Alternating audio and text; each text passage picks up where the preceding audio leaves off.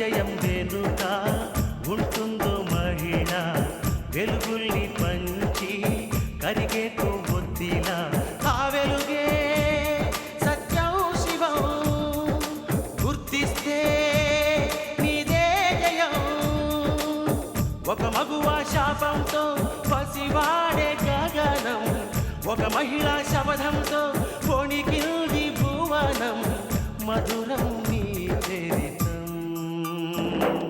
సాహసమే నీ ఆయుధం సాధించే నీ ఆశయం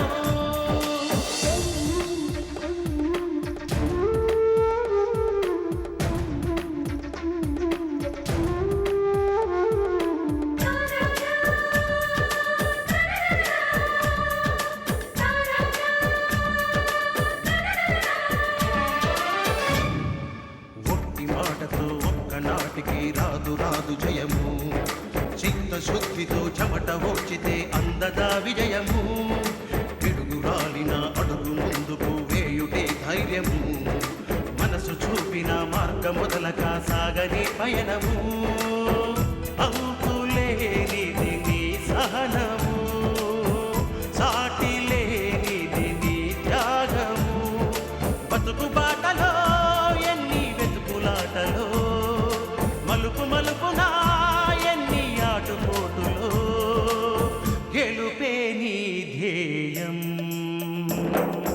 సాహసమే నీ ఆయుధం సాధించే నీ ఆశయం సాహసమే నీ ఆయుధం సాధించే నీ ఆశయం. Hello, Shanti here. ఎవరు? ఇన్స్పెక్టర్ గారా? నమస్కారం సార్. ఆహా, అలాగా. ఎప్పుడు? ఇప్పుడేనా? సరే సార్, నేను చూసుకుంటాలేండి. థ్యాంక్స్ ఇన్స్పెక్టర్ గారు.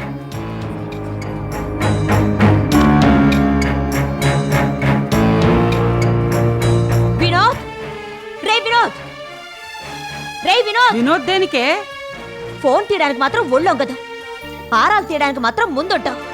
ముందు ఆ టీవీ ఆఫ్ చేయి. రే వినోద్! నిన్నే! వినోద్! అత్తయ్య, వినోద్ని పిలుస్తున్నారెందుకు? ఏం జరిగింది? ఆ మాల్ని ఏం చేస్తుందో తెలుసా? చెప్పకుండా ఎలా తెలుస్తుందే? నడి రోడ్డు మీద ఎవరితోనో గొడవ పడిందట. ఫిట్టింగ్ల రావణమ్మ కూతురు ఫైటింగ్ల మాల్ని అయిందన్నమాట. సీత, ఇదేమైనా బావుందా చెప్పు? పరువు గల వాడు చేయాల్సిన పనేనా ఇది? దానికి పరువు ఎక్కడుందే? బరువే గాని. లేబర్లా అలగా జనంలా కొప్పులు పట్టుకొని కొట్టుకోడవేనా? మన ఇన్స్పెక్టర్ గారు ఆ గొడవను చూసి అతి కష్టం మీద విడదీసి మాలిని సున్నితంగా మందలించారట. మందలింపుకి గొడ్డు వినదమ్మా.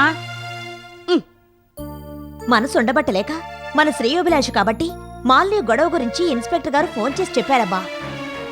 మాలిని ఏం చేయాలంట? కాళ్ళు విరగ్గొట్టాలంటాను. అమ్మా, పిలిచావా? రే వినోద్, మాలిని పుట్టింట్లో ఉండడానికి వీలేదు. రేపు ఈ పాటికి ఇక్కడ ఉండాలి. కొన్నాళ్ళు అక్కడే ఉంచమని నువ్వే కదా అన్నావు. మళ్ళీ ఇప్పుడు ఏమైంది? మీ ఆవిడ రౌడీలాగా స్ట్రీట్ ఫైటింగ్లు చేస్తుందంటరా? అది పుట్టింట్లో ఉండడానికి వీలేదు. నేను చెప్పినట్టు చెయ్యి.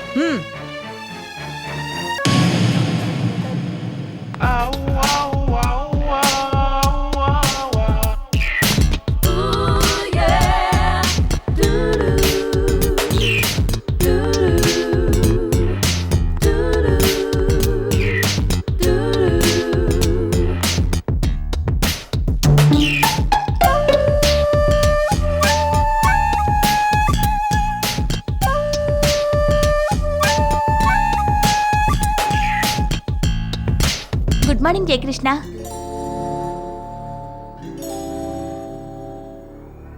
గుడ్ మార్నింగ్ మిస్ లిల్లీ, నేను మీ బాస్తో పర్సనల్గా మాట్లాడాలి. కొంచెం బయటికి వెళ్తారా? మిస్టర్ జయకృష్ణ, మీ పిఏ మిమ్మల్ని పర్మిషన్ అడుగుతుంది. పర్మిషన్ ఇచ్చి పంపించండి. లిల్లీ, నువ్వు బయటికెళ్ళు.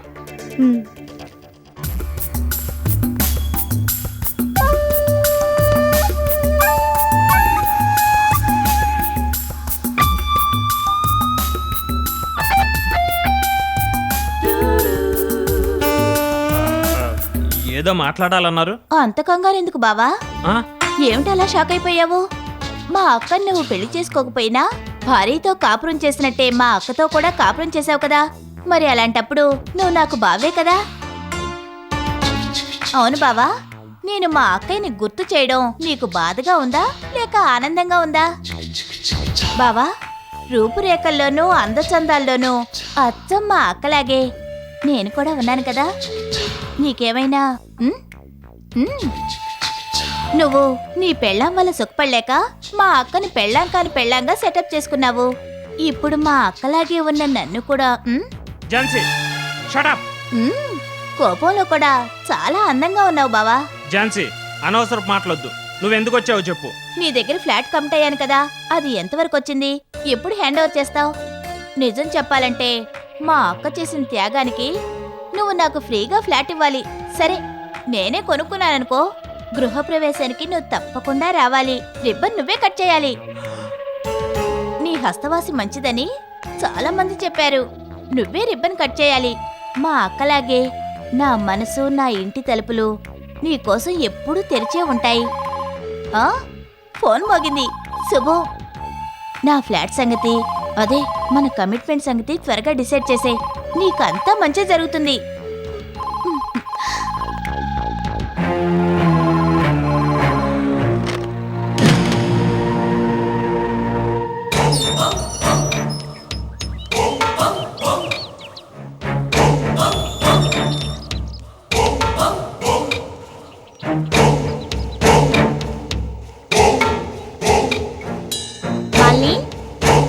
మాలిని,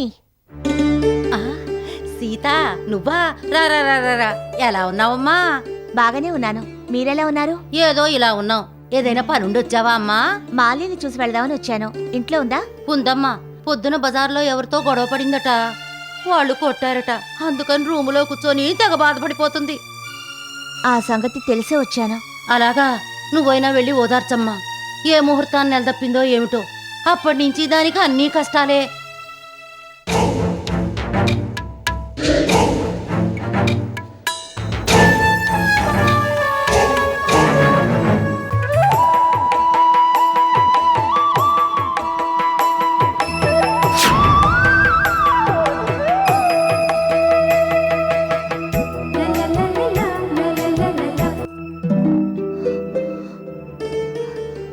అక్క, నువ్వు బాధపడుతూ కూర్చున్నావని మీ అమ్మ చెప్పింది. కానీ నువ్వేమో సీమంతం క్యాసెట్ చూస్తున్నావు. అవును, అనిత నీ కడుపు పోగొట్టింది కదా, ఇంకా ఎందుకు ఈ క్యాసెట్ చూస్తున్నావు? సర్లే, ఇప్పుడు ఆ సంగతి ఎందుకు గాని, నువ్వు నడిరోడ్డు మీద చేసిన గొడవ మన ఇంట్లో అందరికీ తెలిసింది. దాంతో మన అత్తగారు ఒకటే చిందులు నిన్ను పట్టుకుని తెగ తిట్టింది. నువ్వు బజార్ దానివట. నీకు మంచి చెడ్డ తెలియదంది. నీ వల్ల ఇంటి పరువు పోయిందంటూ తన ఇష్టం వచ్చినట్టు మాట్లాడింది. ఆవిడ గారికి ఆ ముసలిది పెద్ద సపోర్టు. నీకు బరువే గాని పరువు లేదని చెప్పింది. ఫిట్టింగ్ల రవణమ్మ కూతురు ఫైటింగ్ మాలి అని నీకు బిరుదిచ్చింది. అవన్నీ చెప్పలేనమ్మా, వినడానికి నాకే బాధ అనిపించింది. నిన్ను తిట్టడంతో సరిపెట్టిందా? నిన్ను అర్జెంటుగా తీసుకురమ్మని మీ ఆయనకి చెప్పింది. నువ్వు గాని అక్కడికొస్తే నీ పని అంతే సంగతులు. ఇంటిల్లపాది కాకుల్లా పొడుస్తారు, నీచంగా చూస్తారు, సూటిపోటి మాటలతో అనుక్షణం అవమానిస్తారు. అందుకని ఇప్పుడు నువ్వు అక్కడికి రావద్దు. వచ్చావో అవమానాలు కొని తెచ్చుకున్నట్టే.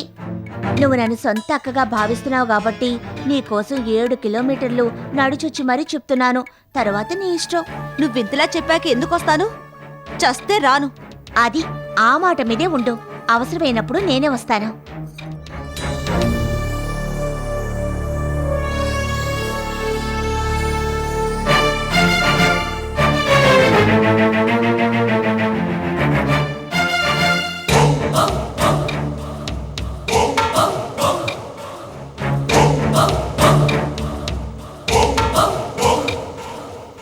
అక్క, సీతక్క ఎప్పుడొచ్చా?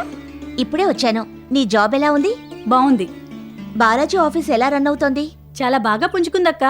ఒక మాటలో చెప్పాలంటే లాభాల బాటలో నడుస్తుంది. మొన్ననే హెవీ కాంపిటీషన్ మీద కొత్త ఫారెన్ ఆర్డర్ బాలాజీకి వచ్చింది. అది కంటిన్యూ చేసుకోగలిగితే బాలాజీని ఎవరూ పట్టలేరు. ముందు నిన్ను పట్టలేకపోతున్నావు. లత, ఒక్క విషయం మాత్రం మర్చిపోకు. బాలాజీ ఎంత ఎదిగినా, నీకు ప్రమోషన్ వచ్చినా, నువ్వక్కడ జాయిన్ కావడానికి మూల కారణమైన నన్ను మాత్రం మర్చిపోకు. ఎలా మర్చిపోతానక్క? వెరీ గుడ్, వెళ్ళు.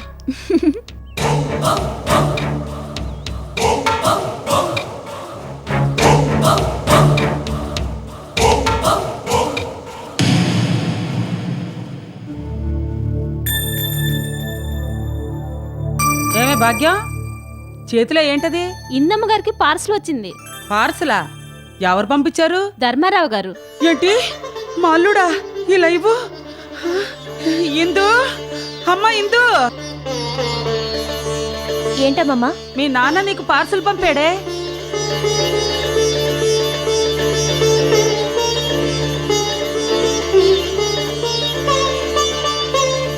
ఇందు, మీ నాన్న ఏం పంపించాడో చూడమ్మా.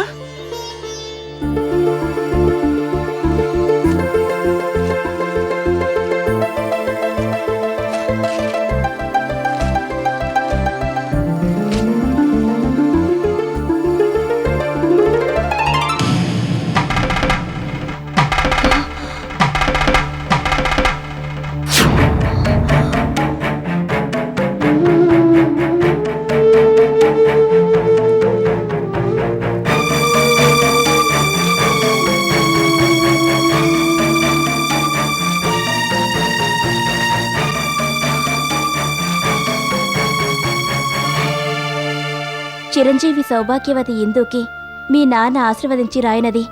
ఇందు, నేనిక్కడ క్షేమం, అక్కడ నువ్వు మన వాళ్ళంతా క్షేమమని తలుస్తాను. వచ్చే సోమవారం నీ పుట్టినరోజు కదూ, నీకు జన్మదిన శుభాకాంక్షలు. ప్రతి పుట్టినరోజు నాడు నీకు నేనేదో గిఫ్ట్ ఇవ్వడం ఆనవాయితీ కదా. ఆ ప్రకారం నీ ఈ పుట్టినరోజుకు పట్టుచీర బహుమతిగా పంపిస్తున్నాను. వచ్చే నీ పుట్టినరోజు నాటికి నీతోనే ఉంటాను. అక్కడ మన వాళ్ళందర్నీ పేరు పేరున అడిగానని చెప్పు. ఆశీస్సులతో మీ నాన్న ధర్మారావు. అల్లుడు, ఇందుకి పట్టు చీర కొన్నావా? ఇందు పరిస్థితి నీకు తెలీదు. పెరుమాళ్ళు పోయిన సంగతి, ఇందు 5వ తనాన్ని దేవుడు తీసుకుపోయిన సంగతి నీకు తెలీదు కదయ్యా. పెరుమాళ్ళు పోయిన సంగతి ఇంతవరకు నాకెందుకు తెలియచేయలేదని రేపు ఆయన వచ్చి నిలదీస్తే నేనేం సమాధానం చెప్పను. అల్లుడు, పసుపు కుంకాలకి దూరమైన ఇందు ఈ పట్టు చీర ఎలా కట్టుకోగలదయ్యా? అమ్మా, అమ్మమ్మ, మీరిలా బాధపడినంత మాత్రాన ప్రయోజనం ఉంది. మీరు జాతకాలు నమ్ముతారు కదా. నాకిలా జరగాలని నా జాతకంలో రాసినట్టుంది. నా తలరాత ప్రకారం వైదవ్యం వచ్చింది. మీరు బాధపడకండి.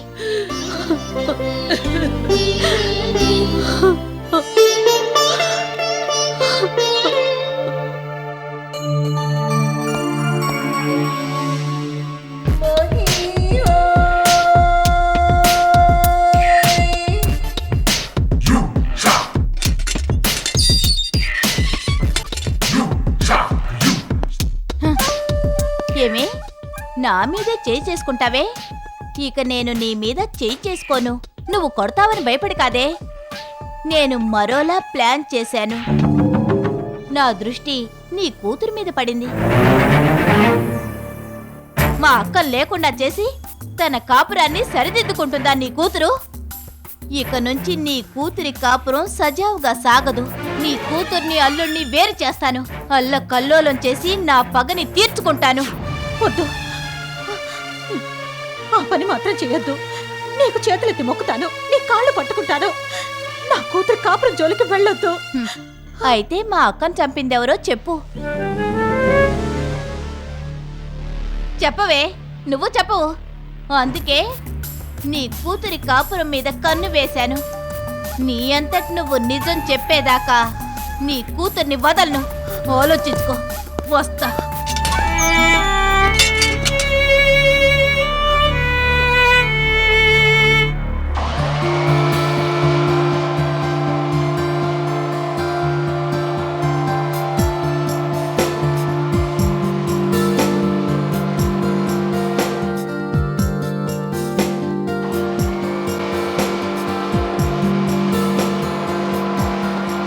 బావా, టట్టడాయ్. ఏంటిది? Heart carrier. దేనికి? దేనికేంటి బావా, నీకు భోజనం తీసుకొచ్చాను. నువ్వెందుకు తీసుకొచ్చావు? అదేంటి బావా అలా అంటావు? ఏ, నేను తీసుకురాకూడదా? నేనేమైనా పరాయిదాన్నా? మీ ఆవిడేమో పుట్టింట్లో ఉంది, పని మనిషి చేతి చప్పిడి వంట తిని తిని నీ నోరేమో చప్పబడిపోయి ఉంటుంది. అందుకని 4 రకాల కూరలతో, మసాలా వంటకాలతో క్యారియర్ తీసుకొచ్చాను. ముద్దపప్పు, గుత్తొంకాయ కూర, ఉలోచారు, పండుమిర పచ్చడి, సాంబారు, రసం, పెరుగు, ఇవన్నీ నీకోసం నేనే ప్రత్యేకంగా చేసి తీసుకొచ్చాను బావా. ఈ పని తర్వాత చూసుకోవచ్చు, ముందు వీటిని పట్టు బావా. నాకొద్దు లత. ఇంత కష్టపడి తీసుకొస్తే వద్దంటావేంటి బావా? నేనే వడ్డిస్తాను, పద పద పద పద.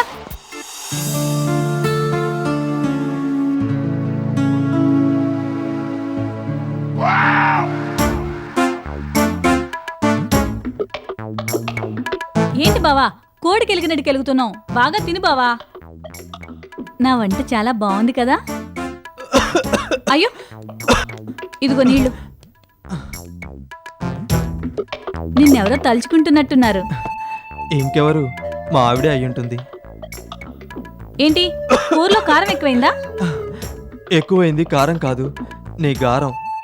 చిల్లిపి, నేను తినిపిస్తానుండు. వద్దొద్దు, నేను తింటాను. అబ్బా, నన్ను తినిపించని వద్దు, బావా. నేను నువ్వు ఉండు, తినేస్తాను. నేను తినిపిస్తాను. ఏం పోను, పానకంలో పుడకలాగా. హలో. నేను అనితని మాట్లాడుతున్నాను. ఆ, ఆ, చెప్పు. నేనిప్పుడు మెడికల్ చెకప్కి హాస్పిటల్కి వెళుతున్నాను. భోజనానికి వస్తారా అని అమ్మ అడగమంది.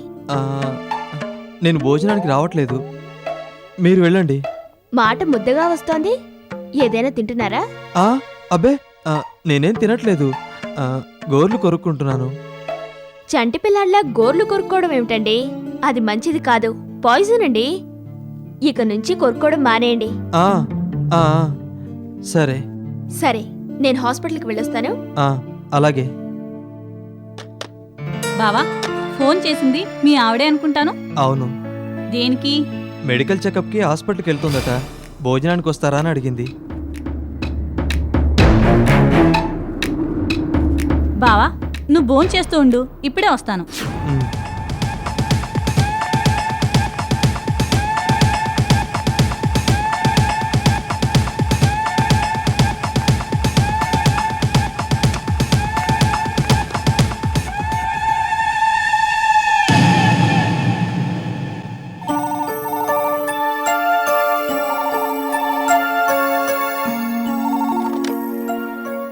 హలో అక్క, నేను లతన్ మాట్లాడుతున్నాను.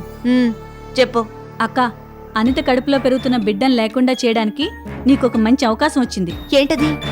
మెడికల్ చెకప్కి అనిత హాస్పిటల్కి వెళ్ళింది. జస్ట్ ఇప్పుడే బయలుదేరింది.